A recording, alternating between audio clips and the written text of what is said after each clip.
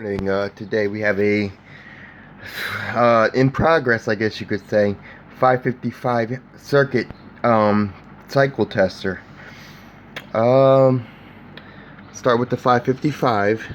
It's in astable mode. That integrated circuit, the one with all the pins coming off of it, is the 555 chip itself with resistors and this capacitor. It makes this LED here blink on and off at determined intervals based on the resistors and the capacitor's values. Okay, I've got a buzzer here that will beep if there's a difference in more than 100 milliseconds between the previous two LED on cycle times. I've got a couple switches here which will show some data in a minute. And I've got a real-time clock here just to give some time on the board here. Okay, so let's refire this puppy up and see what we got. Of course, the same as self-promotion has to be made, right? It shows you the time. And now that's the capacitor's value here as it charges and discharges. As the numbers go up, it charges. As the numbers go down, it discharges. And it reaches a certain threshold based on the resistors.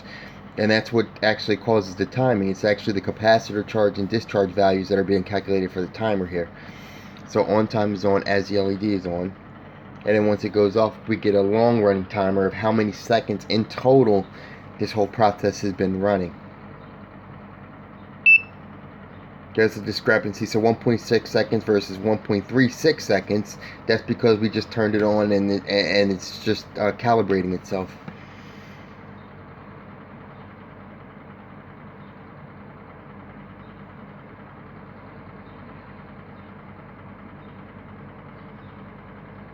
So now it went back to timer mode. The green light LED is on, which is showing that the last two times are within 100 milliseconds of each other.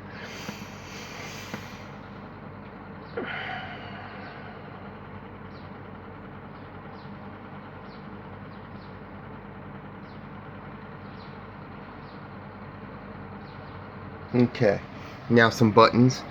This first button right there, that'll show a difference count and the percent of error, or percent of times that were more than 100 milliseconds apart, and that's 50% there. So there's two cycles that were different. This button here will show how many cycles there have been, which is 4. So that makes sense. 2 divided by 4 is 50, 50%. Oh, there's another discrepancy. We got a 1426 there. And then this last button will just show the current time. So it'll let me know when I need to start getting ready for work.